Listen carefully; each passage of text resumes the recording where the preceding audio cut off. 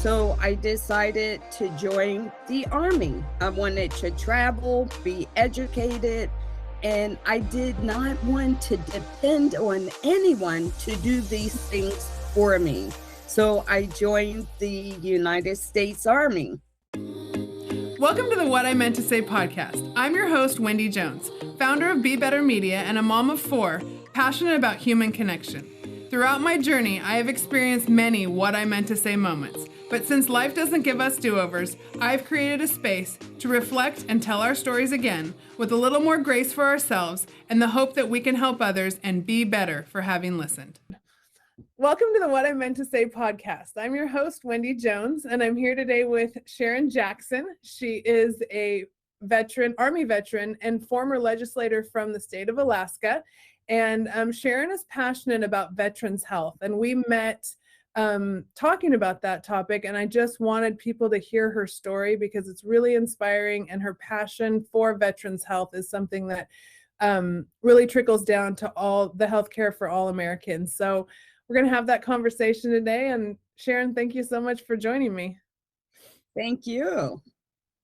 So you're up in Alaska now, and that's where we connected back in December and had such a amazingly inspiring conversation about your journey. But I want to take our viewers back to your early life and give them an idea of where and how you grew up. Well, I grew up in Philadelphia, Pennsylvania, and my little spirit always felt like the stork dropped me off too soon. And I say that because at an early age, I always longed to be in the mountains, to snowmobile, ski, hike, raft, ride horses. But anyway, I have 4 siblings, 2 sisters, 2 brothers. I'm the oldest girl and next to the oldest. Okay. My parents, beautiful people, I must say, they both come from, both of their fathers were pastors and a bishop in church. So I grew up in church primarily. Faith was a foundational aspect from early on in your life. Very much so. And at the age of 8, I began my personal relationship with God, not because of my parents, but it was interesting. I read the Bible, and that day, all my wishes came true, like little 8-year-old desires, and they came true. And so it's like, okay, so I think that's important because my faith isn't because I had to, but because I've experienced at a young age and never turned back. Yeah, that's powerful. Yes. I think, do you think it's easier as a child? Like, we're so much less complicated as children, and letting that faith come in, we always hear, through the eyes of a child. Do you feel like maybe that was an aspect of how that came into your life? Yes, it really was. And, we were not rich by any means, and raising 5 children back then, of course, it's tight financially. So to give an example, I wanted to go to my favorite restaurant after church. I didn't say a word. We went to my favorite restaurant after church. And then I wanted a dessert, right? Little 8-year-old again. And I was able to get dessert. And it took just that magical day. And I referenced it and gave credit because I read the Bible on my own while I was waiting for my family to get ready for church. So yeah, at a young age and seeing that miracle, like, you can't change it, So yeah. That is truly the basis of my faith, and it never went away. I love what you just said, because what I hear in there is just an appreciation for the simple things. And then you went on to say, that you saw them like as miracles. And yet I think so many times today, whether you're talking about kids or adults, there is a lack of appreciation for the simple things and the joy that they can bring us, just your favorite restaurant or getting a dessert. And I think so often when we overlook those things, life becomes, it just becomes desperate and sad, Yes. and it's always the simple things that bring you back, the things that don't cost a lot of money, a sunset or a walk on the beach, or like you were saying, being in the mountains, those things. So I love what you're saying, because I do think that's like the essence of what makes us joyful about life and brings us faith. Yes, that's true. Yeah. So it sounds like your soul was always headed for Alaska, but tell me a little bit about how you went from Philadelphia to Alaska. Okay, so I'm gonna give you a fun little story. My sisters and I must have been 10 years old, and they're younger, right? And we were sitting around fantasizing when I grow up. One sister wanted cobblestone streets, the other wanted to be on an island, and I wanted to be in the mountains. So, um, I got married right out of high school. I say I was in the last domestic class, get Mhm. married, have a family.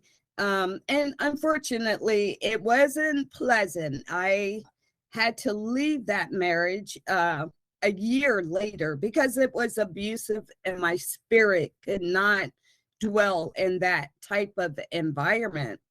So I decided to join the Army. I wanted to travel, be educated, and I did not want to depend on anyone to do these things for me. So I joined the United States Army. But Wow. there, Can but I can I ask, that takes a lot of courage. Obviously being joining the Army takes courage, but to leave a marriage at that age and know that you're, that lack of fulfillment, you were feeling that, and that is a big step out. What do you attribute to, that spirit and that fight that you had to be able to step out of that? I guess let's go back to my faith. Like I I I believe um I discerned, which again, that's really huge for at such a young age. But to me, it was like a dangerous situation. I had a son and we must go. And yeah, the risk was if I'm a die, I will die leaving. you know, you're Mhm. going to a better life, better conditions. And again, especially for my son. Yeah, that next generation will definitely motivate us, won't it? Oh, yes. Oh, yes. Yeah. Absolutely. Okay, so then you got, so you joined the Army. Tell me Yeah. where that took you. Okay. So I joined the reserves first, right? So I go to basic training and AIT, which is your school of profession. And I returned home. And before I left, I received orders to West Point. And Oh, oh my gosh, West Point, I want to go. But I couldn't because I was enlisted as reserves. So I went home. My mother saw that desire and she said, Sharon, you will never be satisfied until you know for sure. And I turned around and went active duty. So I appreciate that advice from her because from that point, I lived my life not dealing with ifs, right? So if there was something I wanted to do, I did it. And only example is I was working as a security guard in a power plant and I passed the control room. all these lights and controls. I was fascinated. So I applied for an apprenticeship to learn this control room. And I received the apprenticeship. The letter came the day before I left for active duty. Oh, Right. So that's the only if I really have in my life. If there wow. was something I wanted to do, I went for it. That's really, really powerful, because I think there are a lot of people that can't say the same thing. Yeah. And I think there are a lot of things that get in the way of people doing what they want to do. Um, Yes.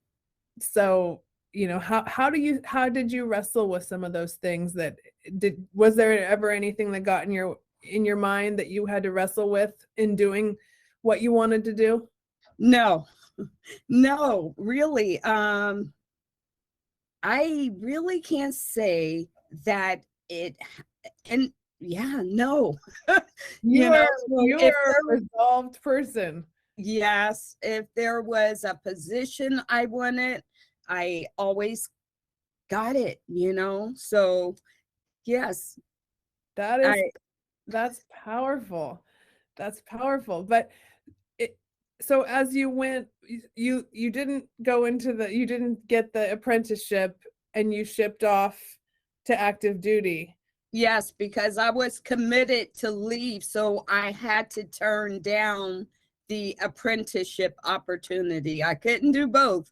But you know what? That's a good question. I never looked back and said, what if I received that position as an apprentice? You know, what would my life look like now? So, yeah, I don't have those. Thank Mhm. goodness, right? Absolutely. I love the presence in your voice, and just like seeing how you live in the now, and I can Yes. tell that's a gift. Thank you. Absolutely. So tell me about your Army experience. My Army experience was very interesting. Um, I would say I learned a lot. It was definitely culture shock, you know, Mhm. being in the barracks with a bunch of women is like, whoa, because I've seen things. Okay, put it this way. In the military, you are exposed to every type of personality there is out there, right? Um, it was challenging, you know, because say to qualify for our weapons, you know, the highest you could get was expert.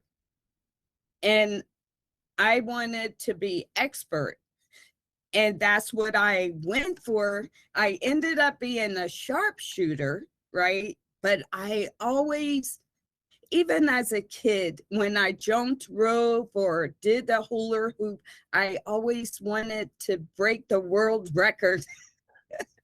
You wanted to be the best. These things, yes, yes. I yeah. How how did your work ethic play into that desire to be the best? Oh, well, it worked pretty good, I would say. Um, some people may label that type of drive as an overachiever, but no, my spirit is just dedicated to do the best and be the best that I can in whatever I'm doing. And it never went away. Wow. I mean, it's such a gift, but it's such a gift to the people around you. And Oh, I can imagine that that's helped you create some pretty amazing relationships in your life, whether in the Army or even after. When you have that kind of, I love observing people. It's one of my favorite things. And I think one of the most incredible things is when people really desire to be the best for themselves, because there's such a ripple effect that comes from that. So that's good. It's this interview is wonderful because you reflect back to your guests who they are, right? Because we don't really know how we show up in the world, you know. We Yes. just have our own point of view.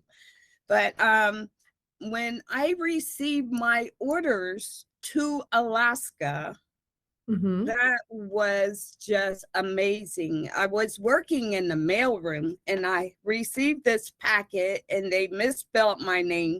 They put J instead of an S instead of a J in Jackson. And Oh, I opened it up and it said, "Welcome to Alaska." oh, Wow, right? yeah. And So you were excited. I was super excited because in the military, you hear about Germany, you hear about people that served in Hawaii and Panama and all these places. And I said, I want to go somewhere different that I never heard anything about. That's amazing. Alaska, right? Yeah. So I bundled up, had on a parker and my cap and gloves and scarf. I come to Alaska and people are in the airport with hardly, no coats on or whatever. And I'm like, wow, wow. But the weather here is surprising because it is very dry. So you acclimate really fast. My duty here was the biggest challenge, very challenging. I had a staff sergeant that wasn't nice, right? Mm. The young lady that had the seat that I replaced, apparently there was something going on, and he was trying to kick her out of the military, out of the army. And she was transferred to another office, but I sat in that seat, and it's like, he treated me as if I was her.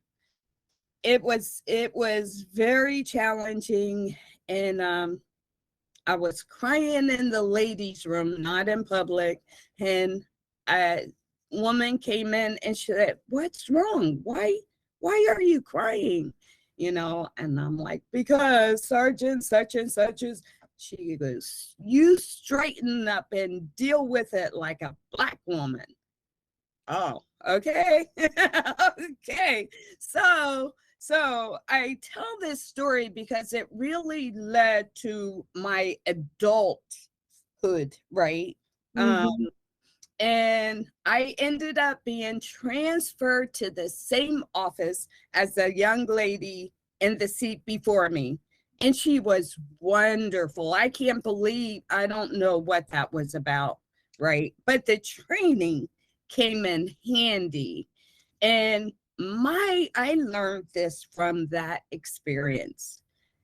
Beat them that go against you, beat them with success.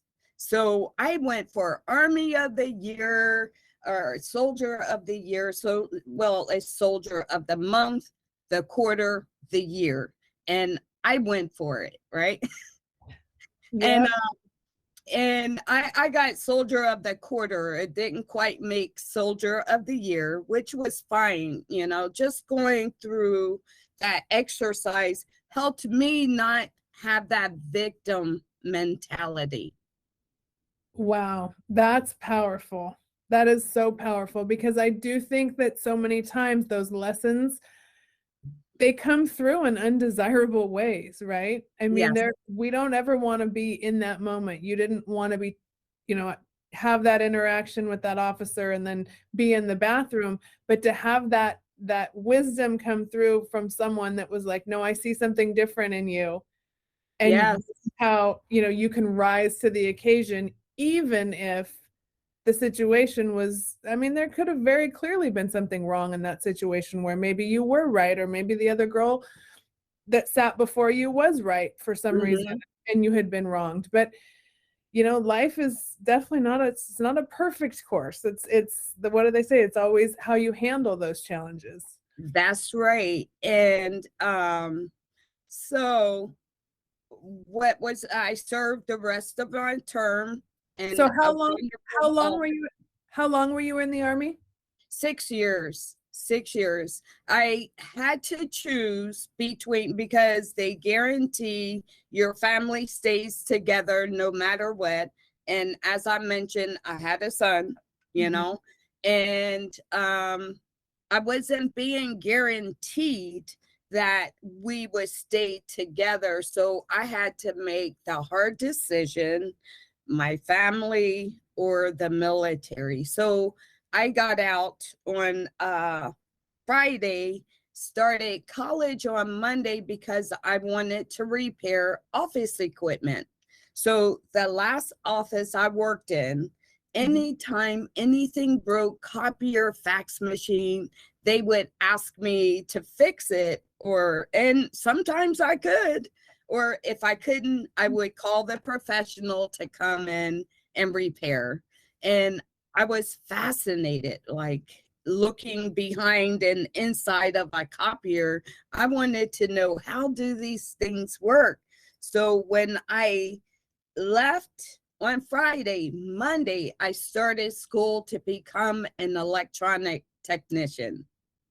Wow. 2 weeks before I graduated, I put in applications and I received a job offer from the place that repaired our office equipment in the military. So this is truly a story of success, because I ended up going back to my offices that I worked in my nice suit, civilian suit with my case and my heels, repairing office equipment. And I did that for 13 years. Wow.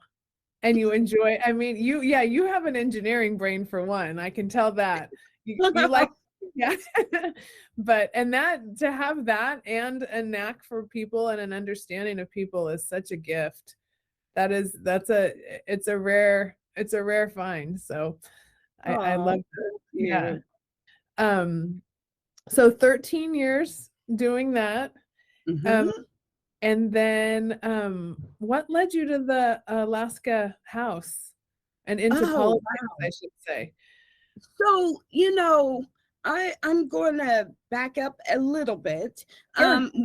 When I was 13, my parents divorced, even though my dad was always in our life. He didn't disappear. He just didn't live in the house, right? But so we were considered what they call today at-risk youth. So they had summer programs, and my first job, I was 13 years old, and I worked in the mayor's office. Had no idea. I had no idea what that was. I was just happy to have my own job, right? That independent spirit again. Yeah. So I never really had a desire for politics.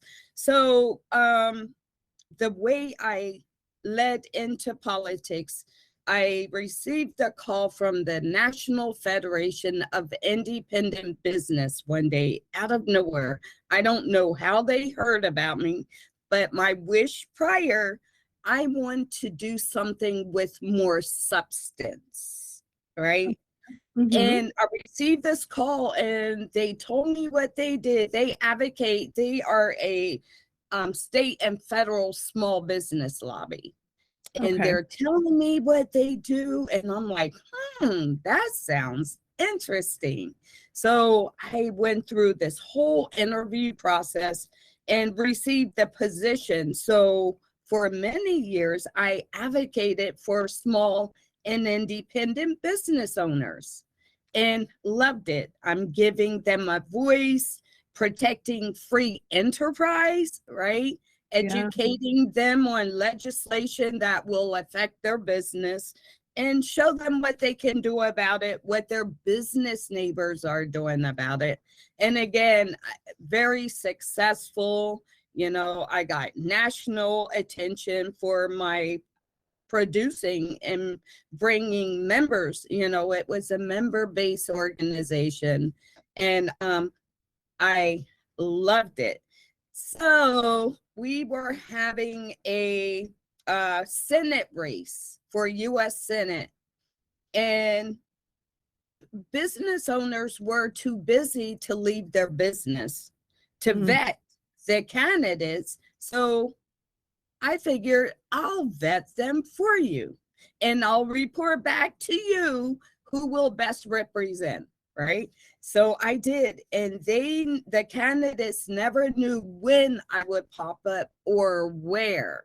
So, I could be Kenai, Alaska, Fairbanks, Anchorage. And what was nice is I paid attention to their speeches, because a lot of times candidates will cater their speech to where they were. And our current U.S. Senator Dan Sullivan was a candidate, and he was consistent. He never changed what his goals were. He never bad talked any other candidate, which the other candidates did. He never did. So I saw I'm like, this is your man, So I started working on the campaign in my spare time, and he sent me an invite to his swearing in Washington, D.C. Yep. And I'm like, I'm going, Absolutely. So he asked me, so what are you going to do now? He knew the work I was doing, and he respected the work that I was doing. He loved it. And I said, I guess I'll come and work for you, and that's how I became a constituent liaison in his office.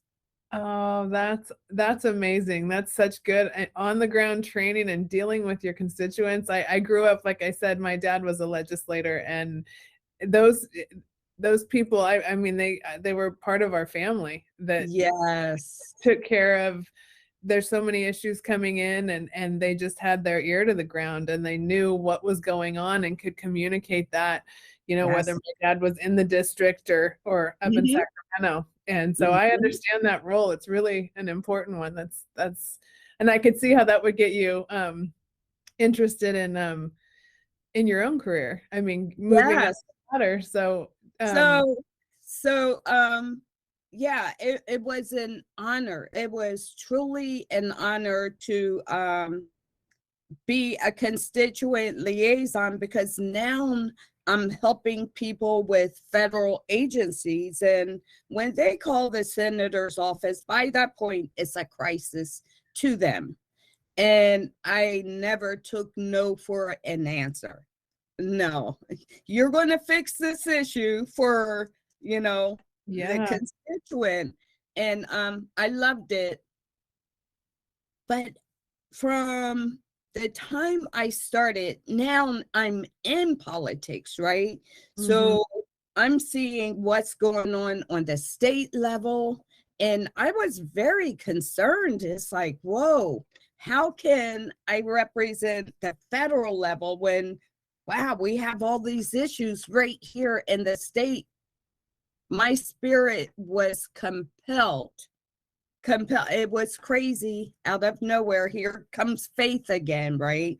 Because I loved the work that I was doing. I loved who I was doing it for, which is very tricky. I could never represent someone that did not align with my integrity and ethics, right? So, but in my spirit, from nowhere, the call was run for governor.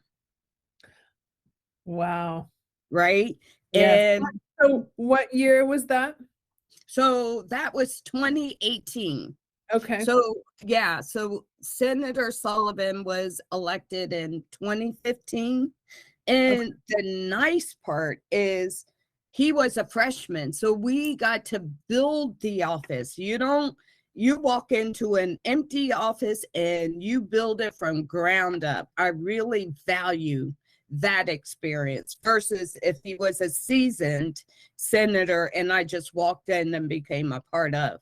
But so in 2018, and of course, a call like that is like, yeah, no, Yeah. it didn't make sense to me. I had no thoughts ever of running for office. But as time went by, my spirit felt so compelled that I was scared not to. That's how it works, right? If I Yep. feel compelled to do something, I answer that and then ask questions later. I hope you're enjoying this conversation on What I Meant to Say, produced by my company, Be Better Media. To see the world of why we are striving to share inspired edutainment, I invite you to please check out our website, bebettermedia.tv.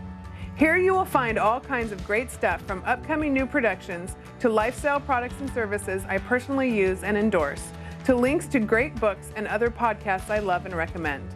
Please check us out at bebettermedia.tv.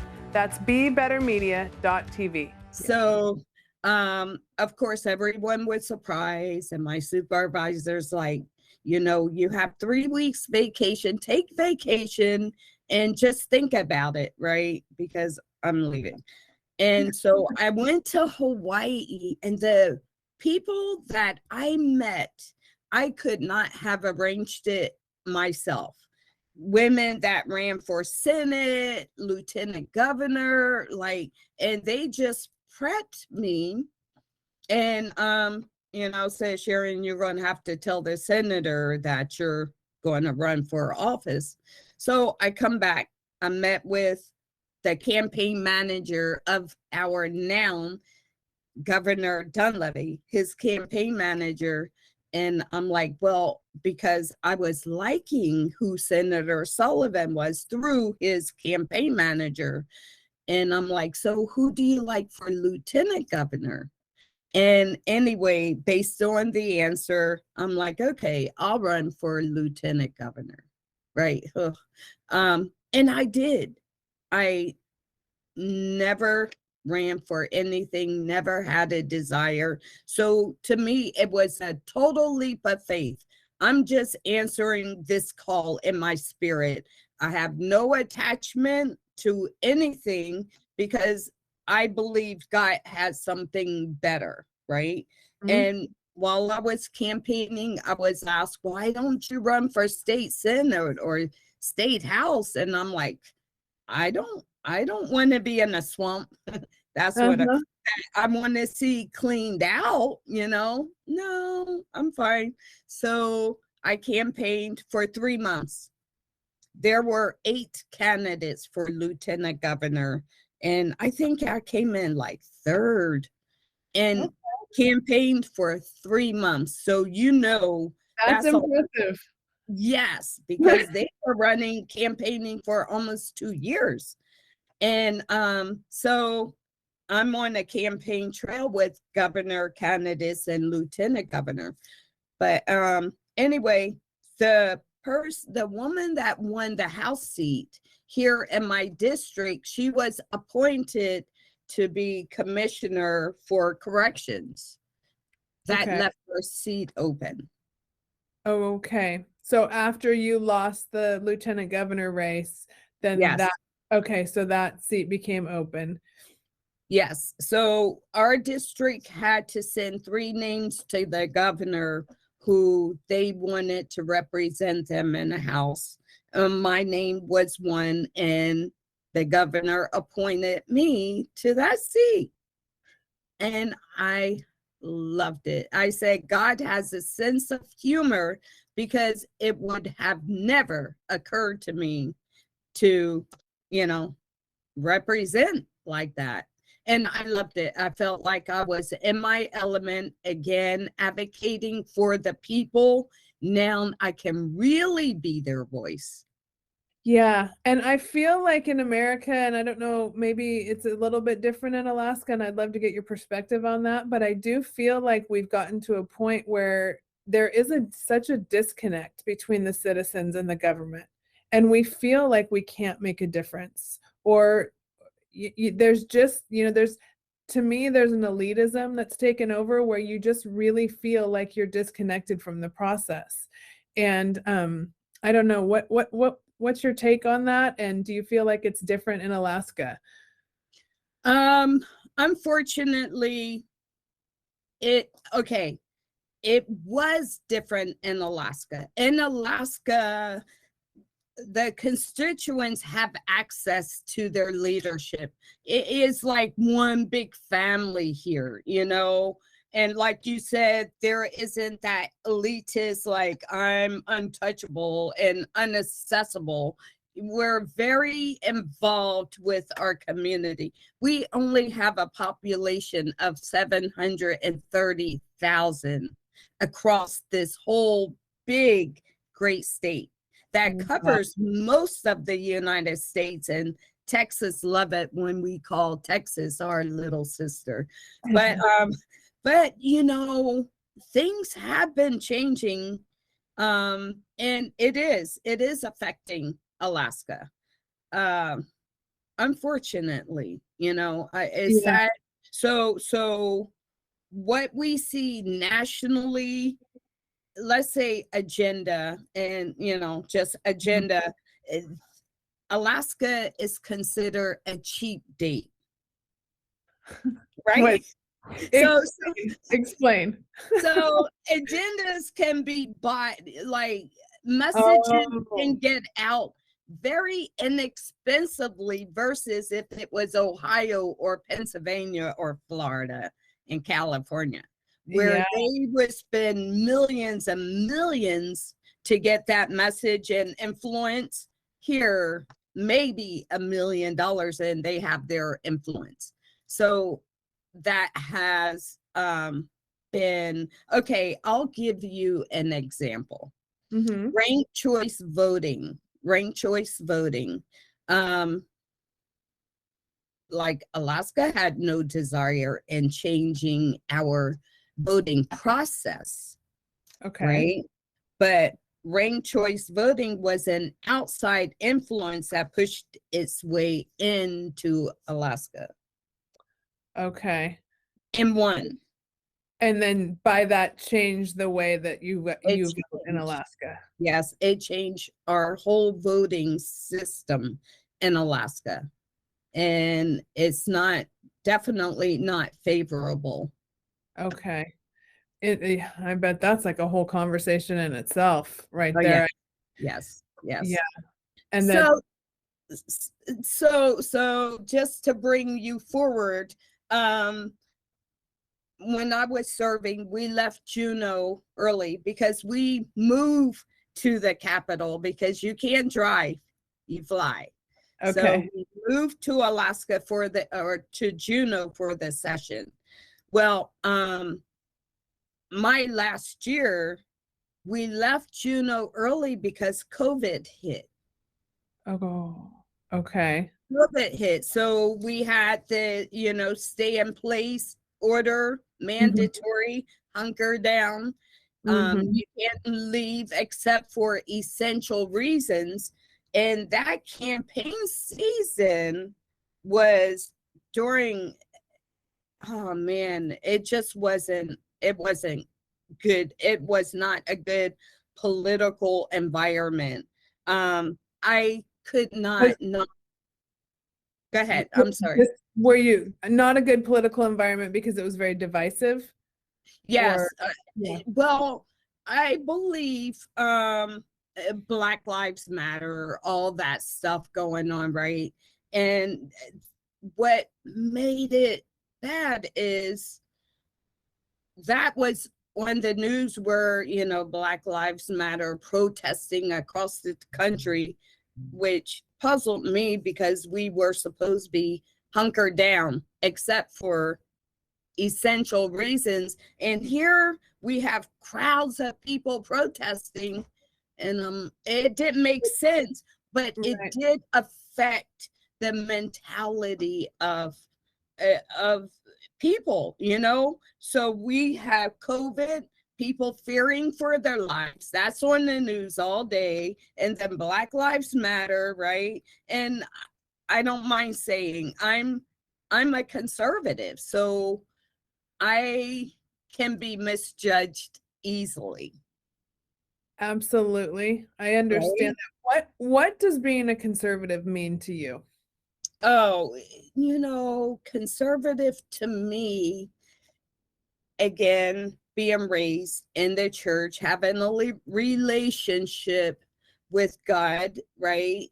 To me, it is more principle based. It's more integrity, what's aligned with my belief system. Mm-hmm. Right. And so my family never, I'm opposite from you. My family never discussed politics. On election day, the conversation went like this: did you vote today? Yes. Did you? Yes. And that was it. I never knew how they voted, right? Because it was Absolutely. discussed. Yeah. So if I have a I quick, think that I think that amazes people now. I tell my kids that, I said, because even though we had kitchen table conversations about, what was going on in Sacramento, Mhm, um, we always knew that what went on at the ballot box was up to you, mhm, and that you didn't ever have to talk to anybody. You didn't have to tell people who you voted for. yes. And I remember going young with my parents. One of my earliest memories is going to a house where my parents were going to vote for president, and I Yes. remember having that conversation with my parents, and they said, no, it's up to us, and we don't have to tell people. Now, of course, people probably knew because Right. of my dad's position who he was voting for, but I remember that being a very big part. And nowadays, that's that Oh, is foreign to my kids. yes. Like, Isn't everything is it? open It's information. it's really sad how people judge each other on, when did it become, oh, what party are you? That's a personal. It really is personal. And I tell you, even serving as a conservative, I represented all the people in my district. When they called and had an issue, I never asked, what is your affiliation? I help everybody. I'm a humanitarian, not a politician. And that That's never changed. Absolutely. That's so commendable, and it's so different than what we hear in the news. And that's part of the reason I love to tell these stories, because I really think that people are, or the media is trying to put everybody a label on everyone and get Yes, us separated out into camps where we can't connect. And everybody yes, is so much more than one label. You are not exactly. just a Black woman. I am not a Yes, white woman in Southern California. Like, we're all so much more than what they that's right. want us to be separated out by these days. And I say there's no box big enough to put me in. I just don't fit in boxes. I really don't, because I just have a love for life, right? And Absolutely. everything in it. And so I don't let negativity in my space. I just don't. I love it. And you can feel that. And I love that commitment to higher vibration and to your calling. I think I mean, it's inspiring and it's empowering for other people too. And I love this conversation, and I really want to get to your passion for our veterans and their medical care, and making sure that they have what they need when they come home. So can you tell me a little bit about how you got into that? Because we've had that conversation. Yes. So currently I serve so the last 2 years I've been volunteering since my time serving. You know, I guess I have a service heart, but I've been volunteering, and I'm on 3 national boards and 2 state boards. But my favorite and what took my attention is Veterans in Pain, and that's VIP.org.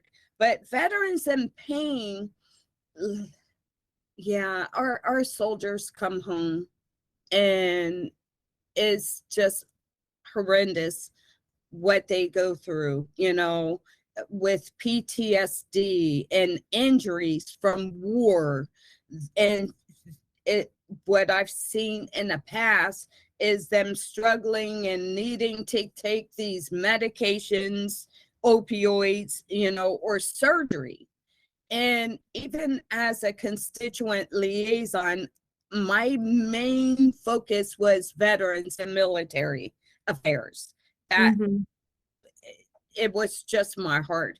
But anyway, I have to say, LifeWave are stem cell regenerating patches, non-transdermal, right? I have heard about these, and I cannot wait for you to break this down for me a little bit. I will. But a friend of mine sent me a link about LifeWave, and going back to my engineer mind energy, right?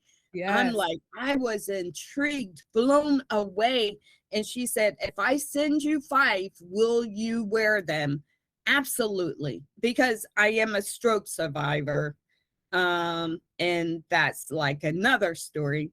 I was completely paralyzed on the left-hand side.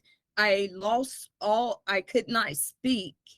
I knew what I wanted to say, words would not come out. But again, going back to that faith and determination, I was determined not to get trapped. So I know. So I wore the patches for 5 days. And at the end of the 5 days, I had a sense of well-being that I could not articulate. So I told my lady, I'm like, I want the patches, send me the patches, because I don't want to wait for I need to continue wearing these patches. So they have like a whole community, a Zoom call every evening. And at that point, I was at a crossroads. What do I want to do with the rest of my life? And Michaela Bensko, the founder of Veterans in Pain, was a testimonial. Michaela had over 20 back surgeries. She was bedridden for 6 years, confined to a wheelchair after that. And she came on and did a testimonial, beautiful lady.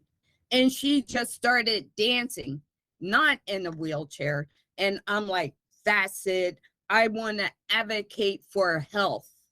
I want to advocate for better health. And I told LifeWave, put me in touch with her because we need to have a conversation. They sent me her email. I emailed her, and I can't imagine how many emails she get. She said when she saw my email, she knew she had to call me.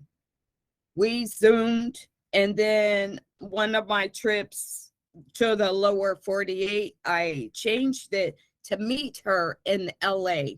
We met in person. So Veterans in Pain help veterans with PTSD and chronic pain with different modalities to help them get their lives back, and which is regenerative medicine. Yes. LifeWave patches was my introduction to regenerative medicine. So Michaela was going to a symposium where doctors get together, scientists, they're doing their training for the year, but the benefit went to the veterans with chronic, pain, PTSD would come in and the doctors treated them. I've witnessed 3 people in the last 2 years that were confined to a wheelchair, now up living a productive life. I bought one veteran a pair of boots. We had a symposium in Tennessee, and that was the first time he went without his wheelchair. Like we had it close by in case, but he wanted to because he was feeling better. This is immediate recovery. It blew to me. It was witnessing miracles right before my very eyes. once I know that there are modalities to help people, and really since COVID, I've noticed it really did something to humanity in general. People are not well, a lack of oxygen, not well. And with veterans in pain, it was stem cells, exosomes, hyperbaric oxygen therapy.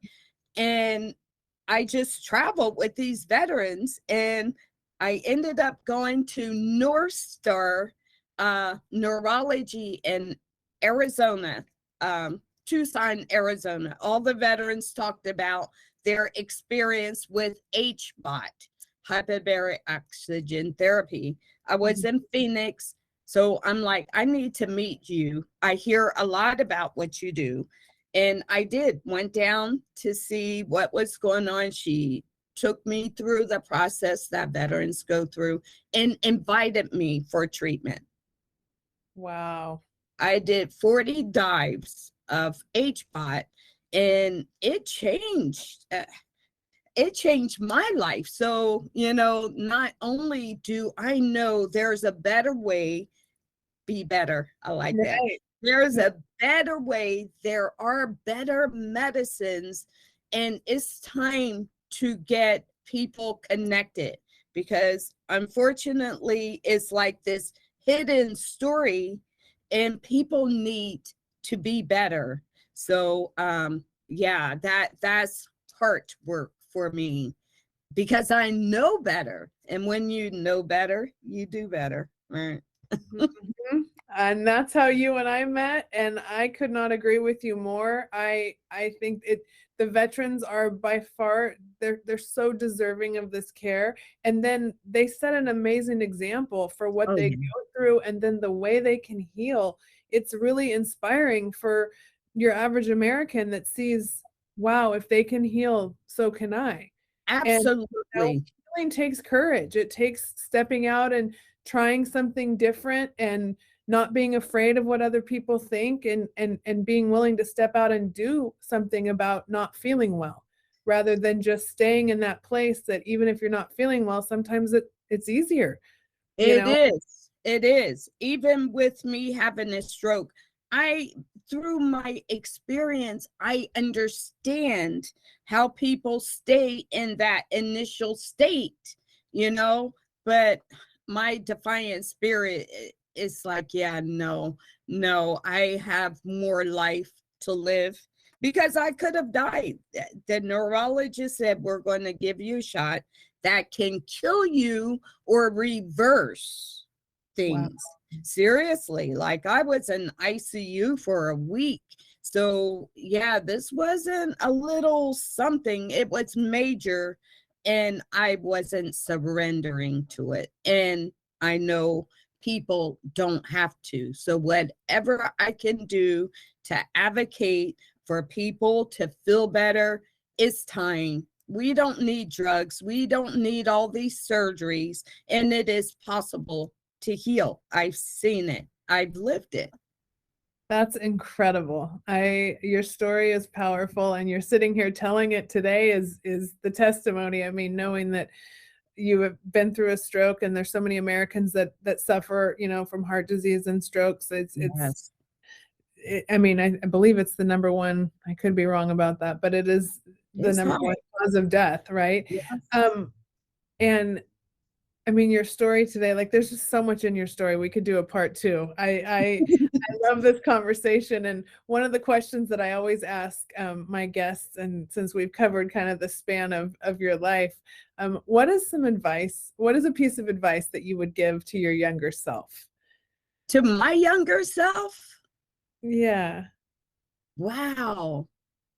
I would say, you go, girl. I mean, really. You've done that. That's what's amazing. Like as I was asking that question, a lot of people I get coming through here will say, like, I look back and I would have done this differently. I titled this show What I Meant to Say, because I've walked away. The earlier part of my life, I was so timid, and I would walk away and say, oh, I should have said that. And I don't do that anymore. So that's part of why, you know, I love this space. But man, you really, your spirit and when you started telling your story from being a little girl, like you really haven't shied away from anything. And it's I really inspiring. haven't. I thank you for this opportunity because I don't think I've ever really told my story. That makes me And so happy. to share it with you it's been wonderful, and I'm honored. I really am. Well, I'm honored to hear it. And I think it's so important. I think it's such a component of this generational learning and healing that we can do when we listen across generations to what people have been through and the places they've been, and then how they're using those things to make the world better and not become a victim to the challenges. I mean, days can be full of so many hard things, but when you see people with spirits like yours, I really think that's what the world needs more of. They need more of our hard work. They need more of our dedication, but it really takes slowing down and listening. And I'm afraid that we're losing that. And that's part of why I just love this space. And so I thank you so much for sharing it with me today. And I enjoyed this so much. Oh, that's good. Well, thank you for having this space for people, you know, to say what they meant to say. I love that, because when I was little, my mother, you know how you say this happened and this happened, and mom said, I would have said, and it's like, yeah, I should have said that, you know. I thought she was the most brilliant woman, and just, I guess I'm like my mother now. I was going to say the apple didn't fall far from the tree. So that's amazing. Thank you so much. And we'll be in touch. I will continue this relationship and conversation, and all about my better medicine. And so onward and upward. And thank you again for joining me. Thank you. Have a good day. You too. Okay. Thank you so much for joining us on What I Meant to Say today with Sharon Jackson. And I'm Wendy Jones, your host, just encouraging you to be real, be you, and be better. Thank you so much for listening to What I Meant to Say. If you enjoyed this conversation, you know what to do. Subscribe, rate, review. And for more great content, courses, and lifestyle, go to BeBetterMedia.tv. Some of these stories contain sensitive content about real-life events, and all of the information in this podcast and from anywhere on the Be Better Media website is for informational purposes only. If you find that you need help, which we all do from time to time, please reach out to a licensed professional for help.